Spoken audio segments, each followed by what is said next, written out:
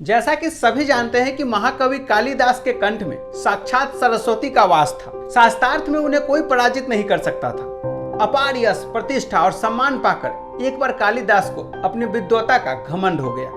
उन्हें लगा कि उन्होंने संसार का सारा ज्ञान प्राप्त कर लिया है और अब सीखने को कुछ बचा ही नहीं है। उनसे बड़ा ज्ञानी संसार में कोई और दूसरा नहीं है। इस दौरान एक बार पड़ोसी राज्य से शास्त्रार्थ का निमंत्रण पाकर कालिदास विक्रमादित्य से आज्ञा लेकर अपने घोड़े पर रवाना हुए।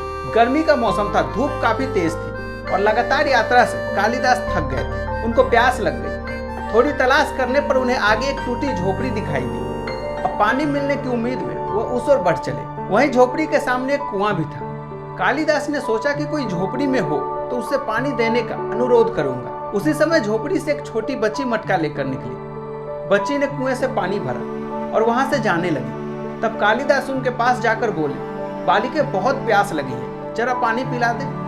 बच्ची ने पूछा, आप कौन है? मैं आपको जानती भी नहीं, पहले अपना परिचय दीजिए। अब कालिदास बुरा मान गए। उनको लगा कि मुझे कौन नहीं जानता भला, मुझे परिचय देने की क्या आवश्यकता है। फिर भी प्यास से तड़प रहे थे तो बोले, बालिके अभी तुम छोटी बच्ची हो, इसलिए मुझे नहीं जानती। घर में कोई बड़ा हो तो उसको भेजो, वह मुझे देखते ही पहचान लेगा। मेरा दूर दूर तक बहुत नाम और सम्मान है, मैं बहुत विद्वान व्यक्ति हूँ।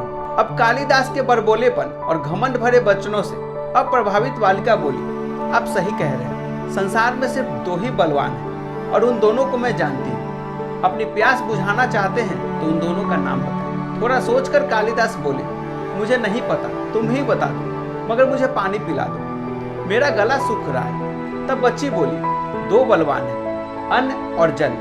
भूख और प्यास में इतनी शक्ति है कि बड़े से बड़े बलवान को भी झुका दे। देखिए प्यास ने आपकी क्या हालत बना दी है। कालिदास चकित रह गए। लड़की का तर्क अकाट्य था। बड़े बड़े विद्वानों को पराजित कर चुके कालिदास एक बच्ची के सामने निरुत्तर खड़े थे। बच्ची ने फिर पूछा, सत्य बताए आप कौन हैं? और वो आगे की तरफ बढ़ने लगी। कालिदास थोड़ा नम्र होकर बोले, बालिके मैं बटोही हूँ। फिर मुस्कुराते हुए बच्ची बोली, आप अब भी झूठ बोल रहे हैं, संसार में दो ही बटोही है, उन दोनों को मैं जानती हूँ। बताइए कौन है वो दोनों? तेज प्यास ने पहले ही कालिदास की बुद्धि छीन कर दी थी, पर लाचार होकर उन्होंने फिर से गलत जवाब दिया। बच्ची बोली, आप स्वयं को बड़ा विद्वान बता रहे हैं और यह भी नहीं जानते, एक स्थान से दूसरे स्थान तक बिना थके जाने वाला बटोही कहलाता है। बटोही दो ही है, एक चंद्रमा और दूसरा सूर्य, जो बिना थके चलते रहते हैं। आप तो थक गए, भूख प्यास से बेदम है, आप कैसे बटोही हो सकते हैं? इतना कहकर बच्ची ने पानी से भरा मटका उठाया और झोपड़ी में चली गई। अब तो कालिदास और भी दुखी हो गए। इतने अपमानित हुए जीवन में कभी नहीं हुए थे। प्यास से शरीर की शक्ति घट रही थी, दिमाग चकरा रहा था। उन्होंने आशा से झोपड़ी की तरफ देखा, तभी अंदर से एक बूढ़ी महिला निकली। उसके हाथ में खाली मटका था। वो कुएं से पानी भरने लगी। अब तक काफी विनम्र हो चुके कालिदास बोले, माते पानी पिला दीजिए, बड़ा पुण्य होगा। बूढ़ी महिला बोली, बेटा मैं तुम्हें जानती भी नहीं, अपना परिचय दो, मैं अवश्य पानी पिला दूंगी।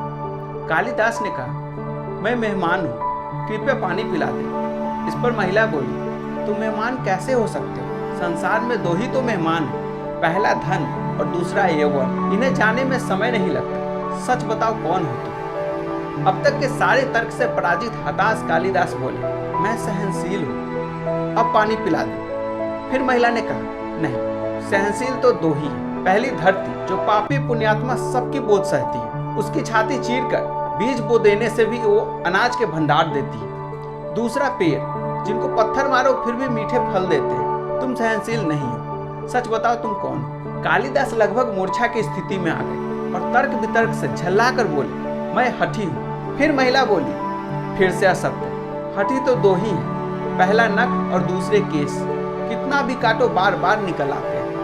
सच कहो ब्राह्मण, कौन है आप? पूरी तरह अपमानित और पराजित हो चुके कालिदास ने कहा, फिर तो मैं मूर्ख ही हूँ। तो दोस्तों, ये थी कालिदास की कथा, जो हमें यह सिखलाती है कि कभी भी अपने ज्ञान और बुद्धि का ज्यादा घमंड करना सही नहीं है, क्योंकि ज्ञान और बुद्धि अनंत है। इसे हम जब तक चाहे तब तक सीख सकते हैं। कथा कहानी किससे की इस वीडियो में इतना ही। वीडियो अगर पसंद आया है तो इसे अधिक से अधिक लाइक और शेयर करें।